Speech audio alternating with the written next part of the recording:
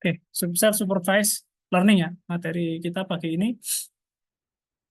Teman-teman sebelumnya kan sudah mengenal supervised learning ya. Kita tahu lah keunggulan dari supervised learning ya. Supervised learning. Bisa dipakai apa aja supervised learning? Klasifikasi, apalagi apa? Selain klasifikasi, regresi, apalagi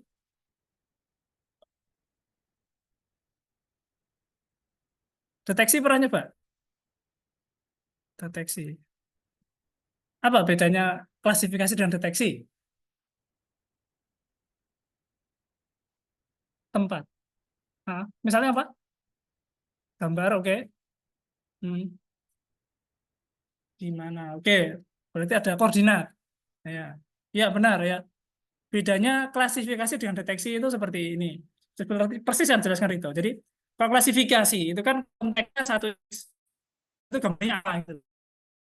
Tapi kalau deteksi, misal di situ ada gambar kucing ya, ada 3 kucing. Dia bisa deteksi, namanya deteksi. Misal kita mau deteksi wajahnya kucing. Nah, selain mengatakan ini gambar wajah kucing, dia juga memberikan semacam bounding box kotak. Oh, ini ada wajah kucing di sini, dan di sini. Karena deteksi. Ya, termasuk supervise. Ya, unggul sekali ya. Kita kalau punya dataset, ya, kita labelnya kalau klasifikasi ya gambar-gambar itu kita masukkan ke dalam direktori ya. Direktori kita kasih nama folder apa, folder kucing, folder anjing seperti itu. Kalau regresi berarti kan kita punya data angka ya, sifatnya continuous ya, seperti data suhu dan sebagainya. Nah, kalau deteksi berarti kita selain kita tidak perlu membuatkan direktori. Kita hanya memberikan koordinat, menandai. Ada koordinat ya, itu ada misal dalam satu buah image kita membuat sebuah file ya, intinya yang sebagai file konfigurasi ya, atau file metadata ya. File metadata. Tahu metadata? Metadata itu tahu ya data ya. Data itu ya data. Metadata itu adalah data dari data. Datanya data. Kebayang? Eh, metadata tak buka no. Contoh ini ya, file saya punya file ini ya, filenya ini ya. Tak buka. Nah, ini ada informasi ini ya. Tipenya apa, ukurannya berapa, lokasinya di mana, kapan dimodifikasi, kapan dibuat. Ini namanya metadata. Kalau image ya bisa jadi ada ukuran image-nya ya, sekian kali sekian pixel. Terus tipenya apa? JPG kah, PMP, PNG, kompresinya formatnya. Itu namanya metadata. Nah, untuk kasus deteksi ya, kita tidak perlu repot-repot. Ya boleh sebenarnya kita mengelompokkan ke dalam direktori ya. Cuma intinya untuk kasus deteksi itu misal ini gambar kucing ya. Ini anggaplah kepala kucing ya. Ini. Terus, nah kita perlu membuat box ya dari setiap kepala kucing di sini. Nah, mengotai ya. Nah, kotainya kan kita perlu data-data ini toh, koordinatnya ini kan, setiap objeknya. Nah, file-file ini biasanya ya disimpan ke dalam file XML isinya, file XML. Ya, dia berupa, tahu kan bentuknya XML ya? Dia mirip HTML, cuma tag-nya kan dia dinamis. Apa? TAG, tagnya, tagnya dinamis. Terserah kalian mau menamai apa. Ya. Nah, istilah kotak ini namanya adalah bounding box. Ya, kotak yang apa ya, yang mengcover, menutup ya, bounding. Nah, kasus deteksi ya, bayangkan ya, kalau misalnya ada beragam objek di sini, kita harus membuat apa anotasi itu ya terhadap bagian yang ingin kita deteksi. Itu tantangan dari deteksi. Belum lagi segmentasi ya kan. Segmentasi juga termasuk bisa untuk supervised segmentasi. Segmentasi itu begini, misal apa ya? Di dalam ruangan ini ya, ada berapa jenis segmentasi ya? Ada segmentasi instance ya, instance ya, instance. Gini.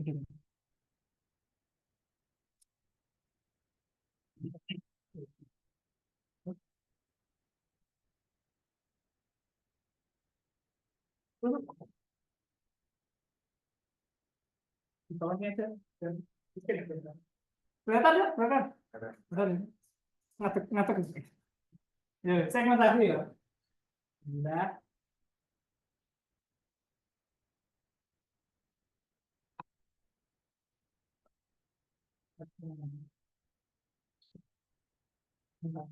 segmentasi ada beberapa ya. Contohnya itu ada instance, dua, ada semangat.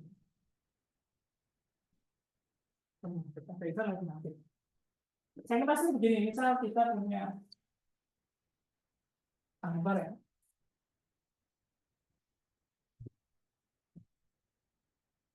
Kan misal ya, di sebentar ya, terus ya. Saya akan lagi.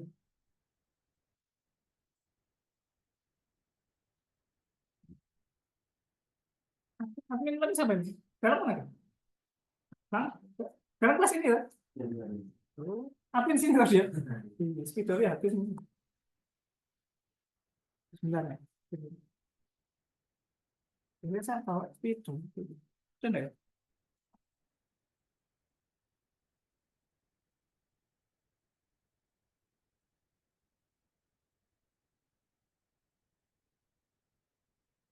Ini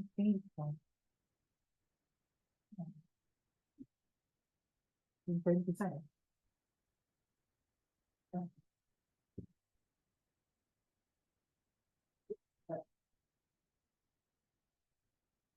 Bentar, Kak.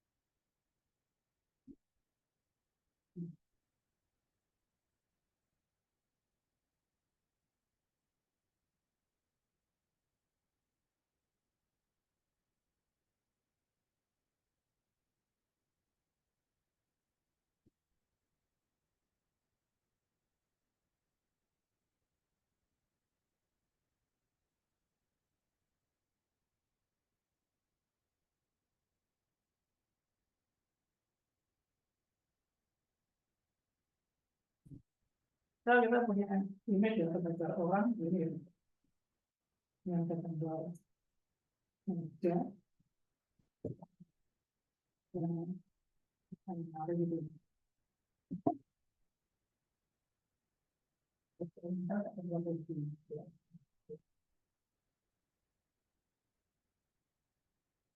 Kalau instant segmentation ya, instance dia tuh bisa mengetahui setiap individu. Jadi dia di blok setiap individu. Ini segmen pertama ada berapa orang ya? Ada orang, ini meja, ini kursi satu, kursi dua dan lemari. Itu kalau instant segmentation.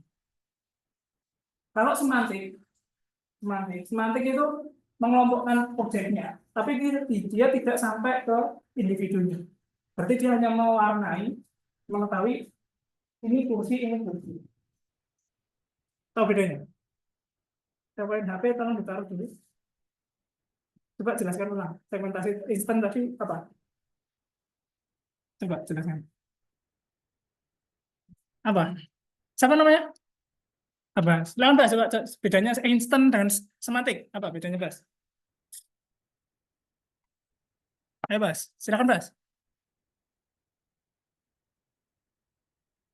Bagaimana, Bas? Bedanya sama? Hah? Berapa main HP? Dihubungi ibu tuh. Siapa yang menghubungi?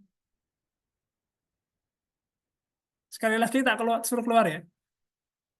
Batalkan saja kelas ini. Ya, oke. Bedanya di situ ya.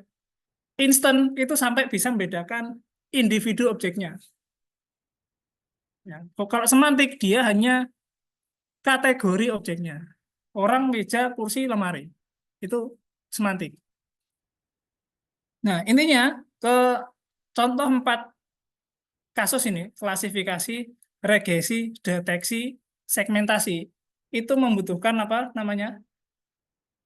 Label atau anotasi.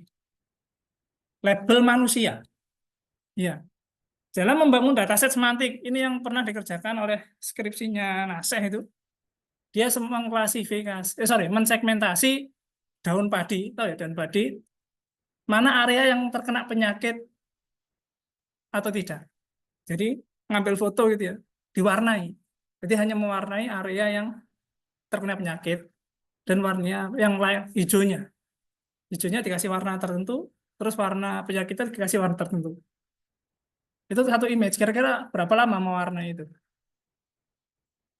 Ya warnanya gini kayak pakai Microsoft Paint itu loh. Misal ada kurang itu color. Nah, ini udah keluar. Nah, di sini ya. Bentar. Bisa ada gambar ya. Dia harus mewarnai seperti ini.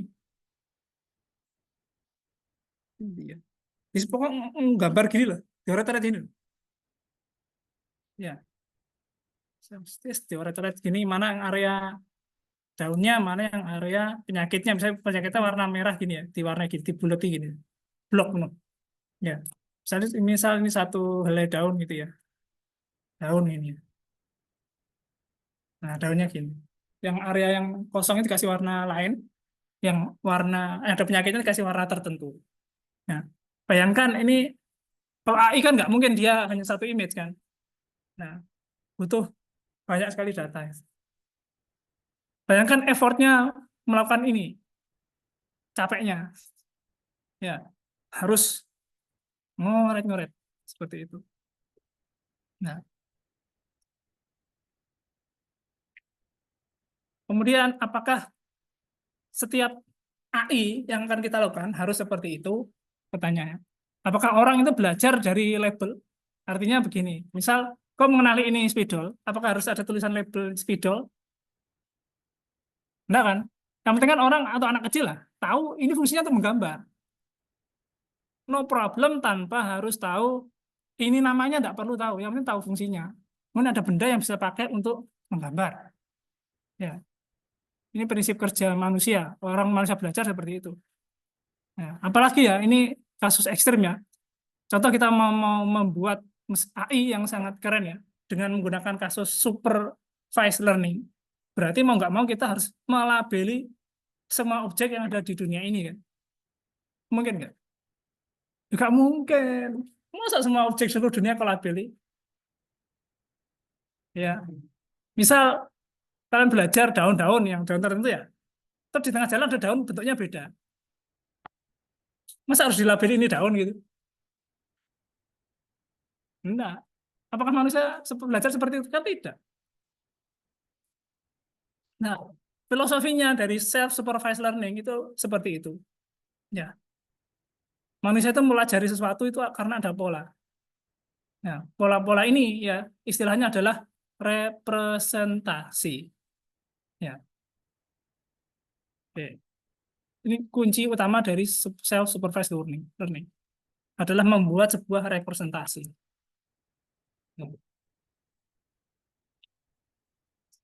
Nah, secara definisi self supervised learning ini adalah tipe dari machine learning yang mempelajari ya data tanpa label.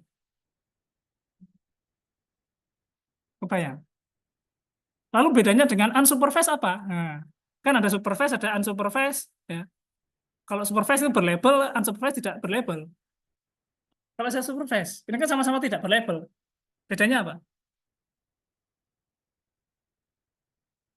Bedanya apa?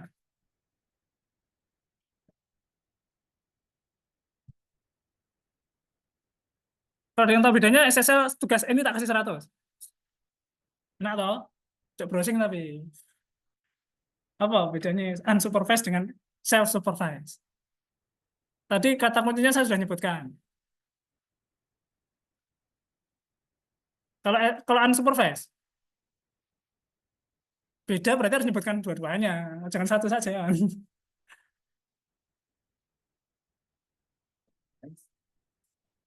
Terus pengelompokan. Ya wes. Nanti ingatkan saya ya. Gampang toh? Mek ngono toh. Iya. Bedanya di situ. Tujuannya ya kalau unsupervised itu adalah membangun semacam cluster. Kalian mengenali pola, tapi tanpa label. Self supervised itu menghasilkan representasi. Nanti kita bahas representasi itu apa gitu ya. Nah, intinya di sini bedanya adalah dalam menghasilkan representasi. Bukan untuk klasifikasi ya. Kalau supervised kan bisa langsung diklasifikasi ini keluar nama objeknya apa gitu kan. Kalau self supervised belum bisa. Bahasa manusianya self supervised itu media belajarnya AI. Membangun bukan belajar, media, tujuannya media belajar membangun knowledge, pengetahuan. Ya. Kalian membaca tulisan gitu ya, kemudian direkam di otak gitu ya. Memang apakah teksnya itu benar-benar direkam di otak? Masih ingat konsep laten, ruang laten? Di bab kelima atau ke-6. Kita buka ya. Representasi laten. Kalau kita refresh.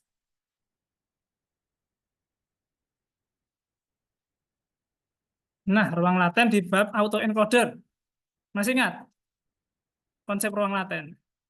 Nah, ini. Ya,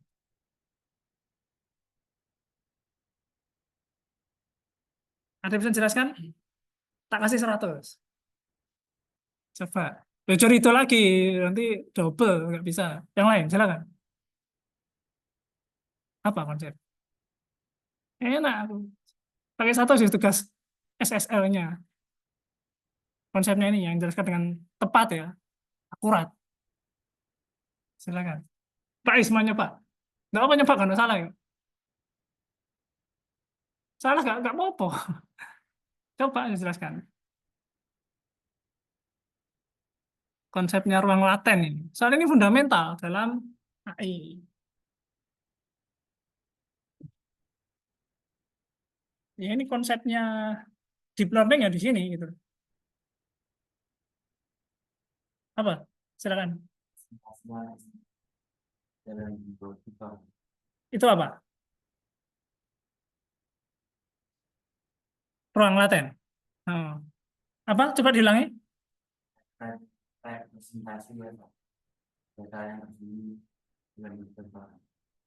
Oke, data tersebut dalam bentuk vektornya didapat dari mana? Peroleh dari mana? Ayo, sedikit lagi, Pak.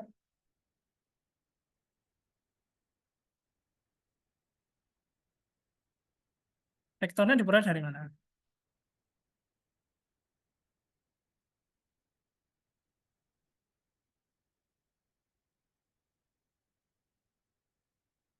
Hmm?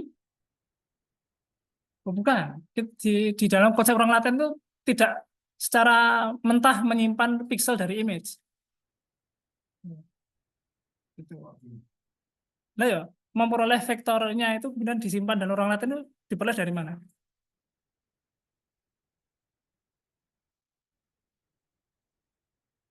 Dari mana?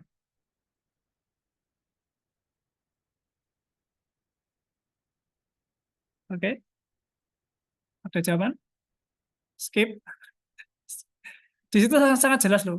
Tahu nggak proses encoding itu apa? Yang ono browsing yo. Cheating gitu. Apa encoding tujuannya?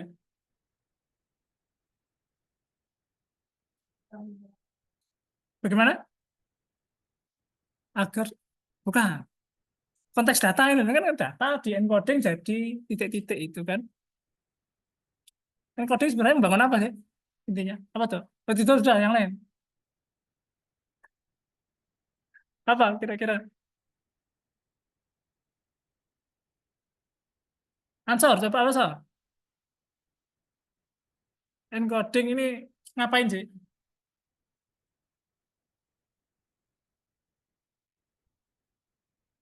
Apa yang dilakukan kan di auto encoder ada encoder dan decoder. Apa yang dilakukan decodernya? Encodernya. Saya sudah nyusun cerita kayak gini loh, cerita Pak Ustadz karo santrinya loh. Saya udah ngasih tahu di GitHub bab ini ada. Nah, wes, tak kasih spill lagi. Ayo, apa fungsi encodernya? Apa?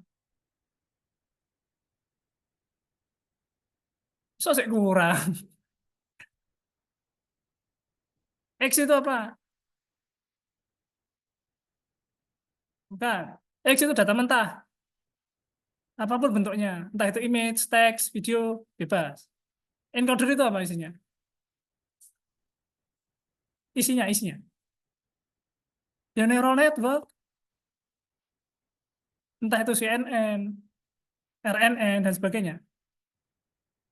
Output dari CNN itu apa? Satu konvolusi gitu. Jadinya apa? Produk konvolusi. Kali.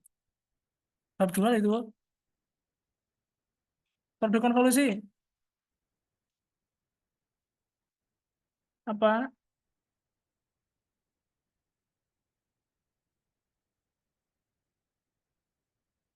Apa produk konvolusi? Produk konvolusi itu apa? Hah? Fitur map. Ini loh jelas outputnya fitur map. Kernel kan filter untuk mengkonvolusi. Nah, produknya fitur map. Image dikonvolusi dengan suatu kernel menghasilkan fitur map. Ya. Fitur map apa? Isinya apa? Hah? Ya isinya angka. Hasil konvolusi dengan kernel. Tergantung bebas kernelnya. Karena kernel ini yang di-training oleh CNN-nya. Ya. Lalu apa hubungannya dengan apa tadi? Encodernya. Ada yang tahu? Tuh, tuh. Tuh, iki. Nah, ini. Apa bat? Pemadatan data. Istilah lainnya apa yang pas? Ya CNN itu encoder itu ya isinya CNN. Fungsinya adalah apa? Menghasilkan representasi. Fitur map itu representasi. Ya, kebayang sampai sini. SSL ya, itu yang menghasilkan representasi, menghasilkan suatu fitur map. Ya, oke. Representasi. Fungsinya mirip dengan encoder. Ya. Di SSL memang sebenarnya SSL ini eh, salah satu teknik yang digunakan untuk membangun representasi. Salah satu ya. Yang lainnya apa contohnya? Ingat kan? Tadi kan auto encoder, encodernya kan bangun representasi. Di model generatif juga ada generator. Ya kan? Generator juga membangun representasi. Ya. SSL juga membangun representasi. Atau encoder yang dipakai itu apa? Encodernya atau decodernya? Kalau sudah trainingnya selesai. Decodernya, karena fungsinya adalah untuk mensintesis data berupa image kah atau video. Sintesis apa? Sintesis itu mengambil sesuatu dari ruang laten. Itu namanya sintesis. Mengambil titik manapun itu pasti jadi image, jadi bentuk suatu objek. Nah, kalau di GAN, model generatif model, yang diambil apanya? Yang dipakai. Nah, modelnya kan ada model generator, ada diskriminator. Yang dipakai yang mana kalau sudah jadi? Generator. Tujuan GAN ini apa? Kita ingin menghasilkan model yang bisa menipu, ya kan? Menipu diskriminator.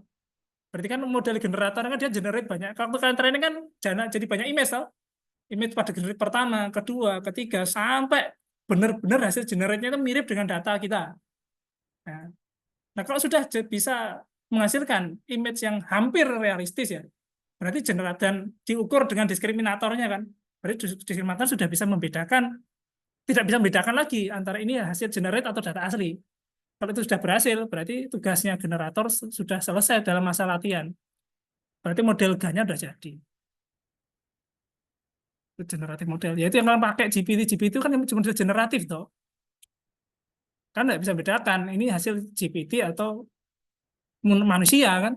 Lebih barangkali yang di back end-nya ChatGPT itu orang-orang India kan. Kan bikin prompt terus mereka ngetik. Ya enggak lah. Enggak, itu ada joke saya lihat di Instagram kayak gitu. Back end of ChatGPT. Orang India. Ngetik. Setiap orang ngeprompt apa dia balas gitu. Enggak, itu ya lucu-lucuan itu. Nggak mungkin lah kayak gitu habis triliunan rupiah bayar orang India. Ya itu. Kan kenapa orang India itu kan pasti kalah bersaing kok di luar negeri dengan orang India. Tahu apa problemnya? Anggaplah skillnya sama. Apa bedanya kalian dengan orang India? Orang Indonesia? Kalau sama programmer. Mereka mau dibayar murah. Nah itu. Guys. Mereka akan melakukan apapun yang penting bisa keluar negeri dan dibayar murah. India. Ya memang ada sih beberapa orang yang memimpin perusahaan gede-gede ya. Feng, tahu kan Feng ya? Tahu Feng, Pak? Facebook, Amazon, apalagi Feng, Amazon, N-nya Netflix, G-nya Google, Microsoft nggak masuk ya? Hmm. Feng, Facebook, Amazon, Alphabet masuk Google ya. Nah itu, kok Feng lah. Terus istilah apa singkatan perusahaan gede-gede.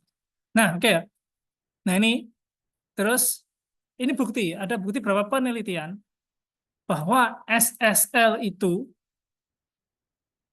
ya surpass, melampaui model yang dilatih dengan data berlabel. Artinya apa? SSL melampaui supervised learning. Ada yang tahu alasannya? Tak kayak satu. Kenapa? SSL bisa kasih tahu alasannya dan bisa memberikan analogi. Wes, 100 tugas SSL ini. Enak toh?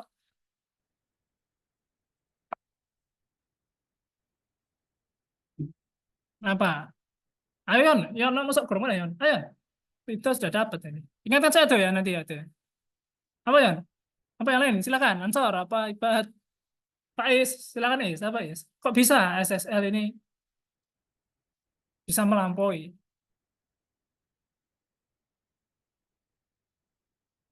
Gimana? Akmal Najib, silakan. Ada yang tahu alasannya? Silakan. Jawab gak apa ngasal gak apa-apa, pede aja. Apa kira-kira lah? Ayo apa? Kok bisa gitu loh? Tanya lah, masa saya kan menyatakan ini. Kok bisa? Tanya penasaran gitu loh. Kepo gitu. Kok iso? Gak penasaran? Terima jadi itu.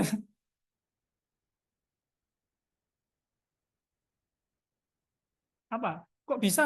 Ayo. Apa kira-kira? Diskusi boleh, tapi aja browsing. Apa kira-kira? Kok bisa ya SSL ini melampaui dan dibuktikan dengan beberapa hasil riset gitu loh.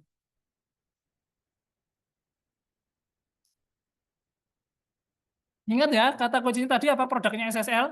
Representasi. Ya, terus ditandingkan dengan pada kasus yang sama ya, pada data dengan model yang dilatih dengan supervised learning. Kok bisa?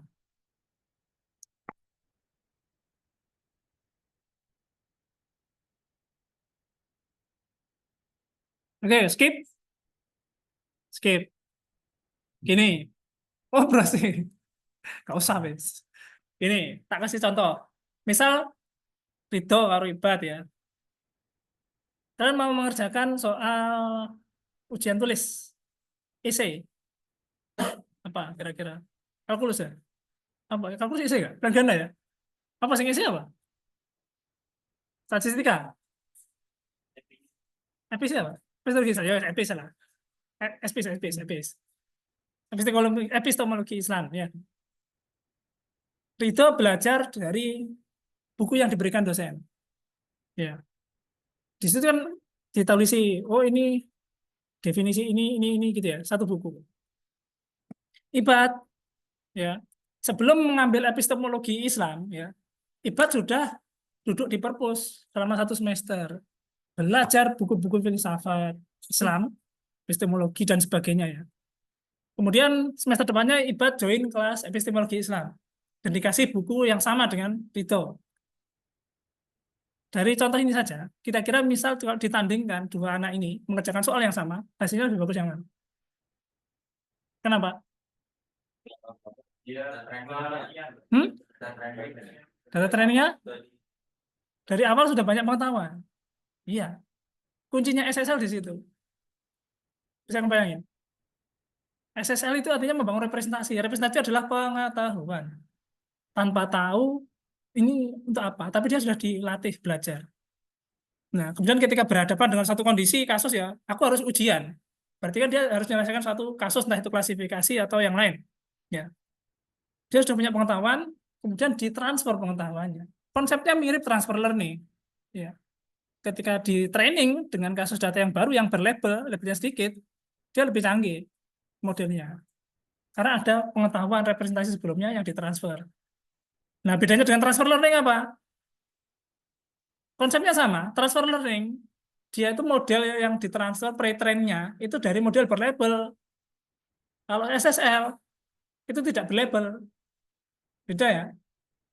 Gitu. Kalau transfer learning yang ditransfer kan bobot layer-layernya yang tujuannya untuk beda kelas yang lain. Kebayang ya analogi SSL ya, fungsinya di situ. Representasi tujuannya di situ, membangun pengetahuan. Ya, oke ya. Nah, terus di sini ada istilah SSL itu banyak pendekatannya. Nah, pendekatan-pendekatan ini dalam istilah SSL itu namanya pretext task. Ingat-ingat, pretext task. Ya. Apapun jenis caranya ya, pokok mengolah sesuatu jadi representasi dari data tidak berlabel itu namanya pretext task. Ya, saya tidak tahu padanan bahasa Indonesia saya belum nemu. Karena ini term yang lumayan baru ya. Kalau diterjemahkan apa artinya? Pretext task itu. Task itu tugas. Pretext ya, Bro? Sebelum teks. Aneh lah. Tugas-tugas sebelum teks. Nggak tahu padanannya apa ya, saya belum menemukan ya. Saya tulis pretext task gini aja. Mana kalau menjelaskan materi, nah iya, saya enak pakai bahasa Inggris. Karena kalau pakai bahasa Indonesia, nggak kena gitu. Maknanya hilang gitu.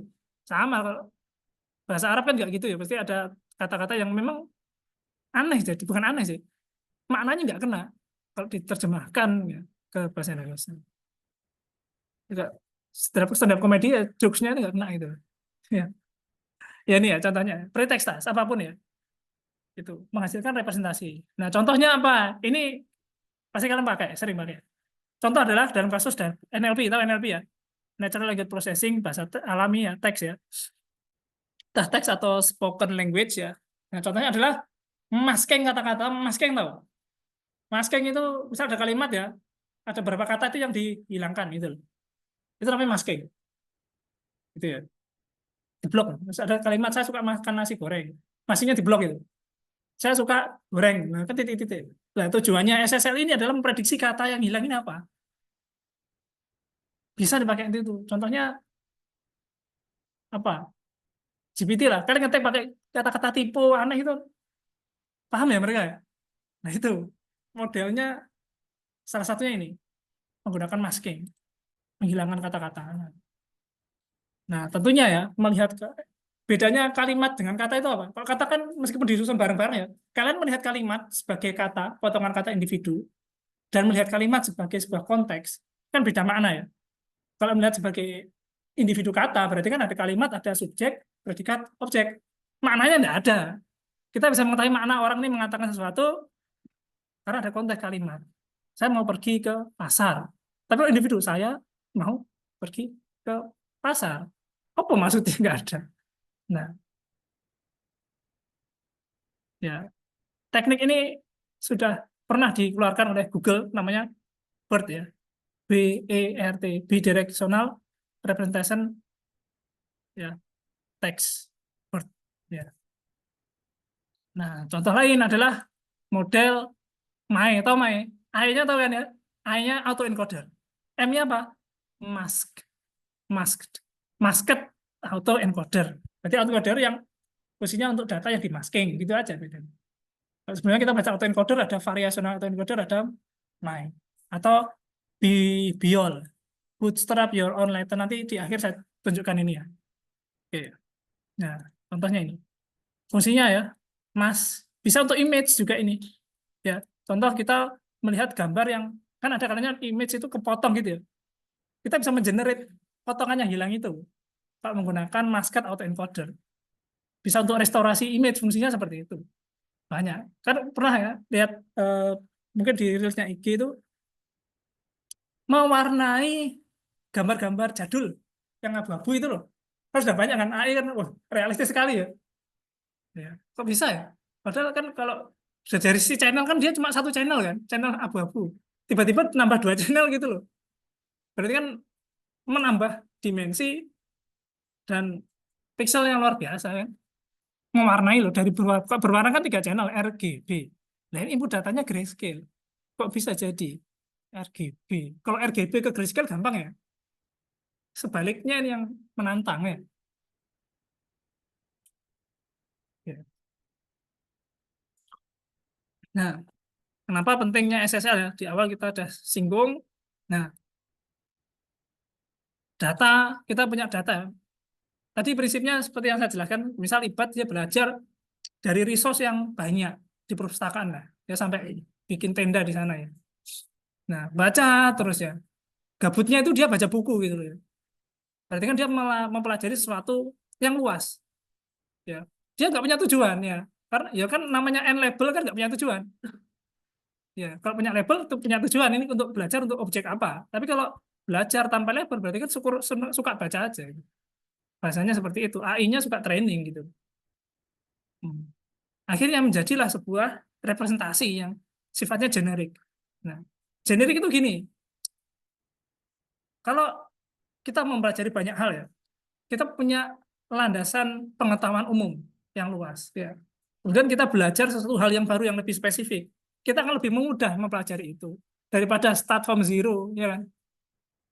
Intinya di situ. Mempelajari adalah representasi yang generik, ya. Contoh di sini. Itu tadi, misal kita melatih sebuah model itu dengan data umum ya, misal ImageNet.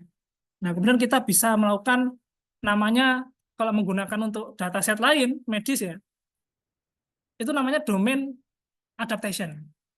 Ya, domainnya beda. Kalau ImageNet itu kan dia dataset publik objek-objek di seluruh dunia ini kan, jumlahnya ada sekitar 1 jutaan image. Kemudian dipakai untuk data medis, ditransferkan pengetahuannya pada dataset medis, misal untuk klasifikasi suatu penyakit ya dari foto, misal foto rongsel, seperti itu ya. Ya. Useful-nya di situ. Itu dilakukan namanya domain adaptasi. Ya. Itu benefitnya dari SSL. Nah, ini contoh dari historisnya ya. Historisnya istilahnya self supervised learning ya. Yang pertama adalah information restoration ya. Contohnya adalah untuk memprediksi missing part dari image. Seperti apa? Polarisasi ya, dari RGB ke dari grayscale ke RGB. Kalau ini istilahnya image colorization ya. Di Photoshop ada nggak gitu? Fitur itu. Ada nggak yang biasa main Photoshop Pak? Sudah ada belum? Ada, Pak. Misal kita masukkan ke Photoshop pakai fitur apa gitu jadi berwarna itu. Belum ada ya? Ada loh. Hmm. Oh, kalau misal pure grayscale itu bisa nggak? Enggak, itu kan berarti tetap tangan manual kan? Kalau fiturnya dari bawaannya belum ada ya? Hmm. Setahu saya yang tambahan yang baru itu ini, yang Photoshop versi 6 atau berapa ya? Pernah nyoba fitur dehazing nggak? Itu sudah lama itu, mungkin 4-5 tahun yang lalu itu. Foto dehazing itu gini, kok punya citra yang ada kabutnya ya? Itu mainnya apa? Scroll bar gitu, digeser seret itu ngatur tingkat ketebalan kabutnya bisa. Coba aja. Itu itu saya pernah riset metode yang sama tahun 2015, dehazing. Setelah itu tahun 2019 ternyata dimasukkan ke fiturnya Photoshop loh, sudah ada itu. Fitur dehazing lah, cariin aja. Ya. Oke, kemudian kolorisasi. Terus ada inpainting. Tahu inpainting? Inpainting itu in apa? In kan di dalam. Painting berarti menggambar di dalam.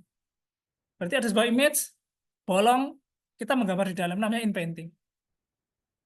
Image yang berlubang ya, namanya inpainting. Ya, itu informasi. Kemudian untuk temporal relationship. Nah, temporal, kalau kita ngomong temporal berarti ada basis waktu ya. Waktu ada time. Nah, ini bisa mengetahui, memprediksi next motion. Orang ini mau ngapain gitu loh. Ya, memprediksi motion dari video. Prediksi suara. Bisa? Memprediksi suara maksudnya bagaimana? Orang ini ngomong apa gitu? Hmm, sangat bisa. Apapun, makanya konteksnya data. Data apapun. Suara kan audio, sinyal kan data juga ya. Ya. Image itu sebenarnya juga sinyal. Audio itu sinyal satu dimensi. Image itu sinyal dua dimensi. Sama. 3D. Apa? Oh bisa. Nah, tak tunjukkan riset saya ya. Oke. Ini salah satu bentuk representasi tiga dimensi ya. Saya melakukan ini untuk segmentasi. Nah ini ya.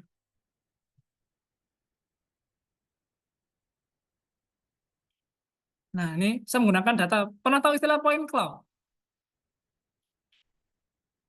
Kalau image itu kan 2D ya. Point cloud itu 3D. Point cloud itu titik-titik dalam ruang tiga dimensi. Titik-titik. Saya tahu bukan disertasiku. Wes.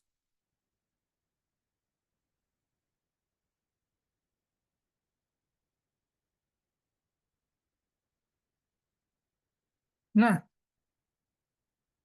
point cloud ya. Nah, ini loh.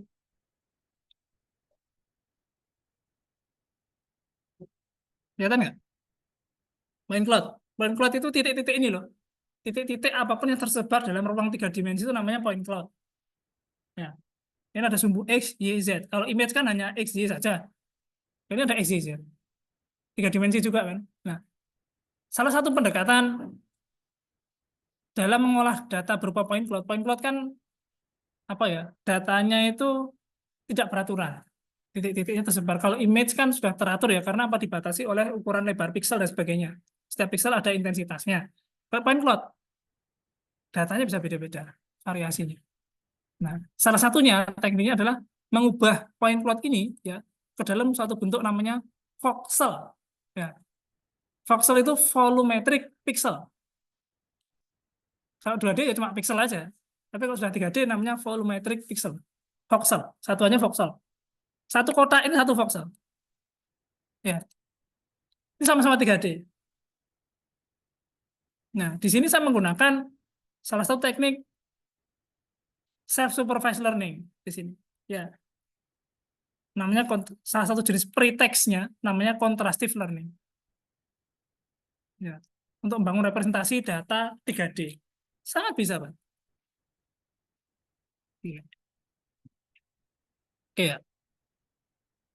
Jadi, nah, kemudian nah ini tadi ya spatial konteks. Nah, learn spatial relationship. Ya, contoh yang ini yang saya lakukan ya pada disertasi saya. Nah, bisa untuk prediksi rotation ya, jigsaw dan sebagainya. Cluster, nah, mengelompokkan beberapa image ya. Nah, kemudian model GAN ini yang sudah kalian lakukan toh. Nah, contoh GAN itu adalah salah satu bentuk merepresentasi learning ya. Nah, kemudian multi view invariance ya. Invariance atau istilah invariance. Saya tak tunjukkan saja semoga kalian bisa menjawab ya. Buku deep learning generative model nih.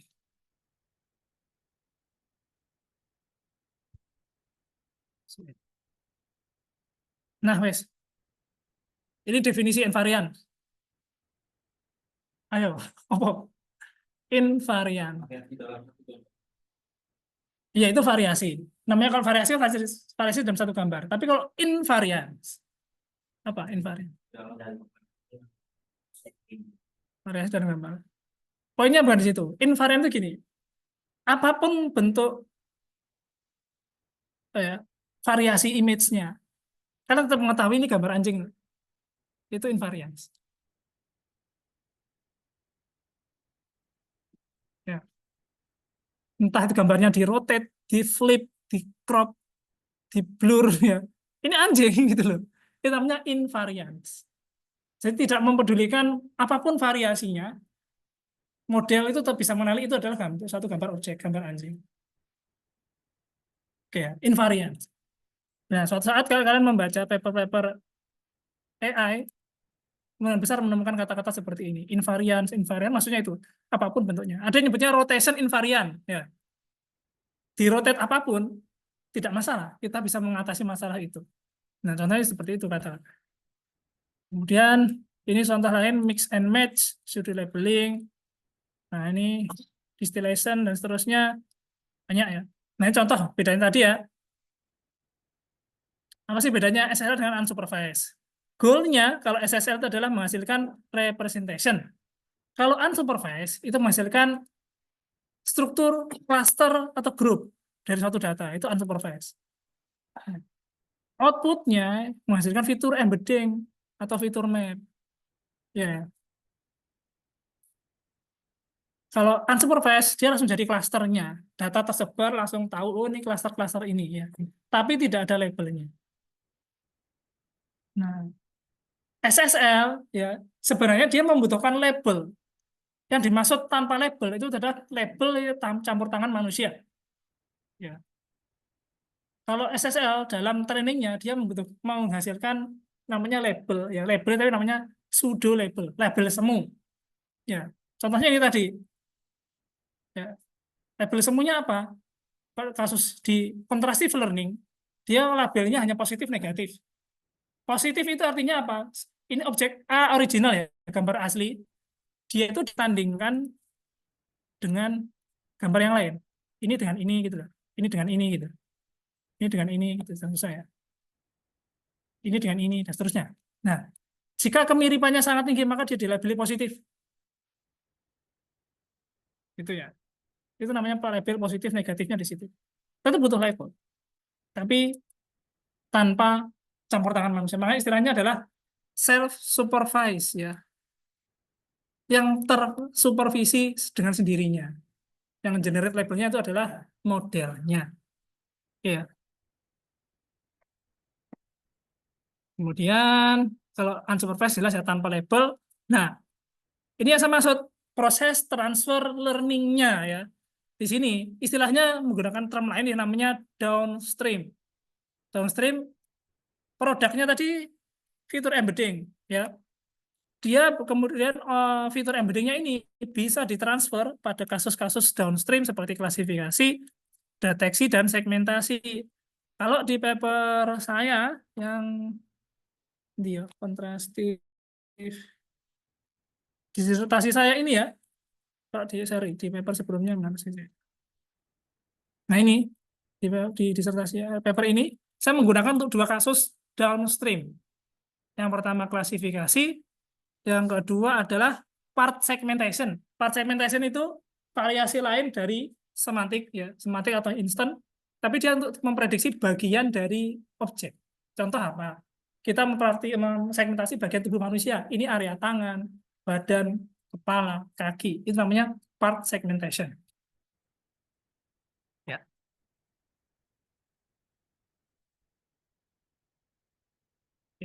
Contoh downstream-nya. Ya.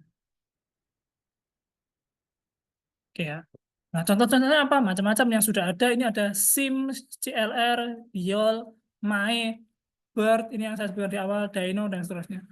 Contoh-contoh. Nah, kita pelajari perbedaannya ya.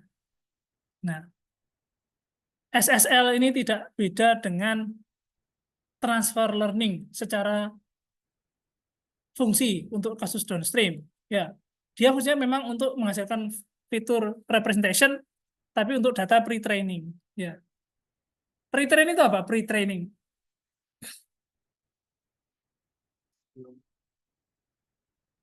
Pre-train itu model deep learning yang sudah dilatih, ya sudah dilatih. Nah, kemudian kita bisa menggunakan representasi dari model ini untuk kasus lain.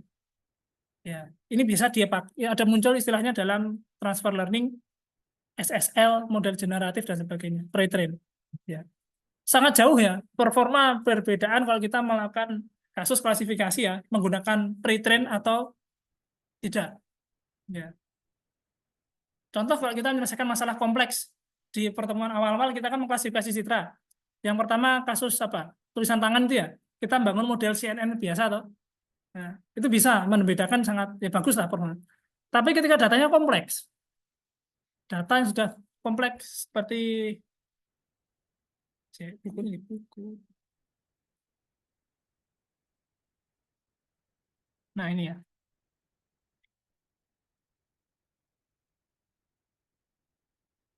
Nah, terus datanya sudah kompleks seperti ini ya.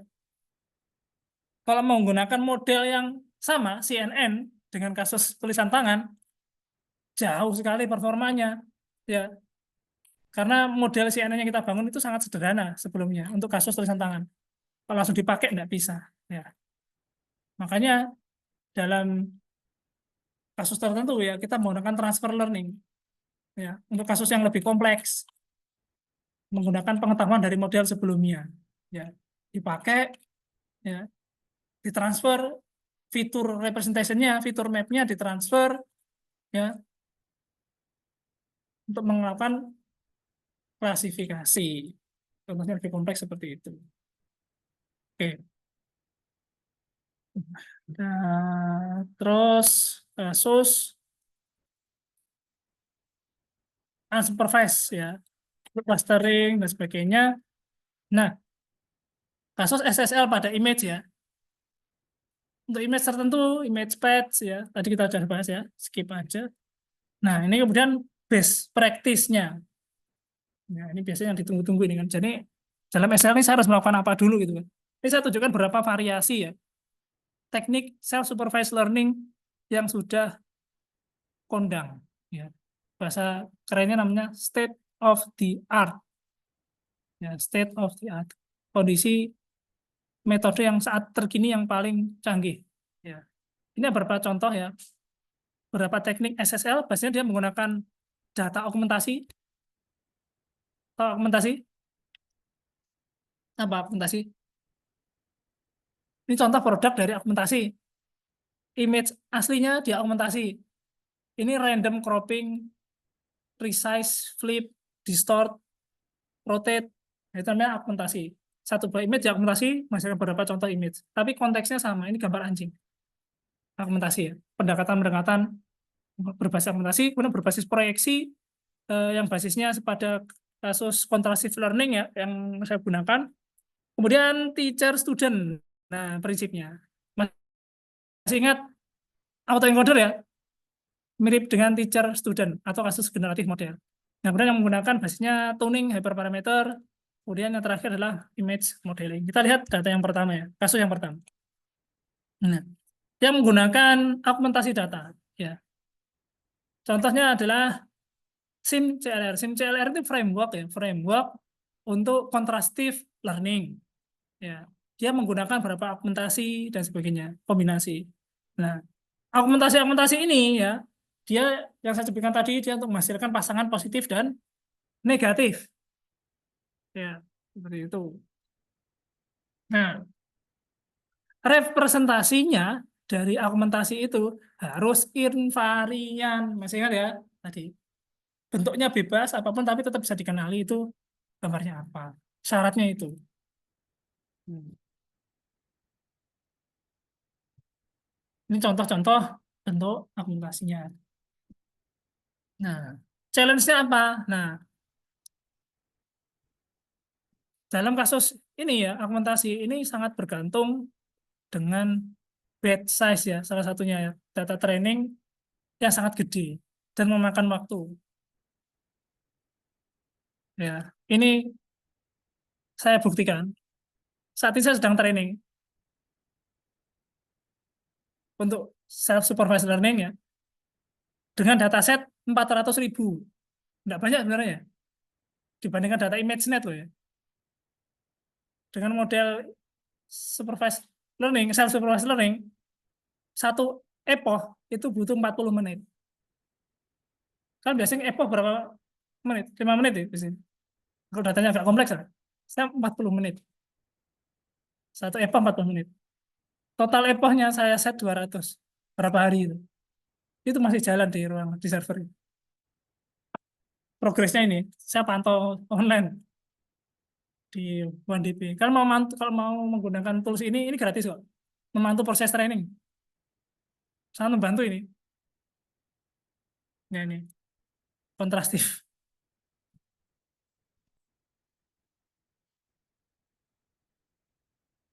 Nah ini. Baru ke berapa ini? Baru ke 108 ya. Berapa? Totalnya 200 ya. Kita hitung aja. 200 epoch kali 40 menit. 8.000 menit. Berapa jam itu?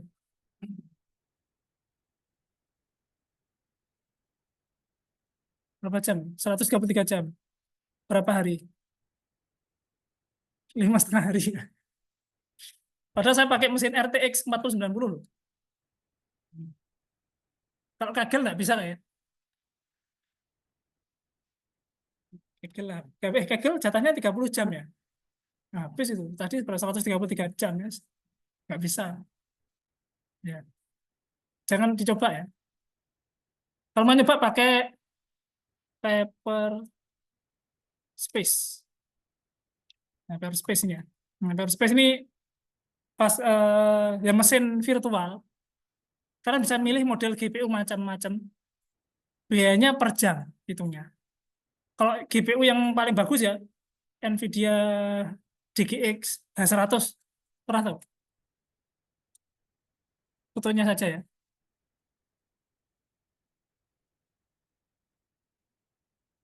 Nah, mesinnya kayak gini ya.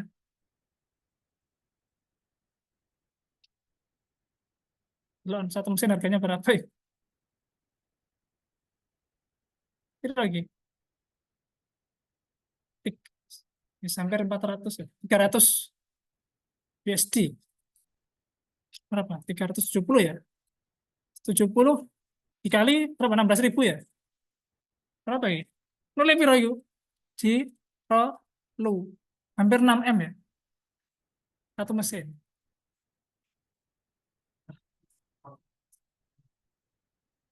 Nah, tapi nggak usah, kita nggak usah perlu beli fisik ya.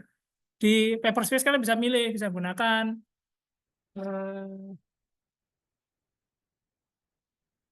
berapa jenis. Nah, di sini kita lihat select mesinnya. Nah, ini mesinnya banyak. H100 ini per jamnya $6. $6. Tapi ada mesin yang RTX 4000, tahu? Ya versi lebih tinggi dari 445 490. Ini banyak mesin A100 ada.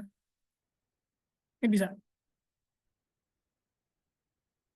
bayarnya segitu. Teman-teman saya yang di Surabaya berapa pakai ini untuk training. Oke. Contoh ya, resource-nya mahal. Sopo ngomong AI murah? Mahal. Oke, lanjut ya. Problemnya di situ, memakan waktu. Tapi kalau sudah kita membuat model, kita bisa menghasilkan salah satunya adalah, saya pernah menunjukkan video JPA belum? Yang sebelumnya kan JPA versi 1 ya, JPA versi 2. Nah, ini.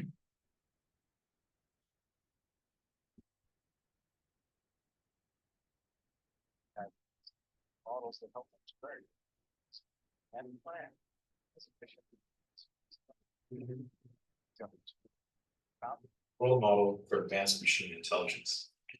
Ini model video apa? J-nya itu joint embedding ya, untuk prediksi aktivitas. Bayangkan ini dibangun dengan SSL, dengan video, dengan total durasi videonya 1 juta jam video, di training dengan itu, tanpa label. Hasilnya seperti ini. World of AI agents, we need models that help them to learn, reason, and plan as efficiently as humans do. VJumpit 2, a foundation world.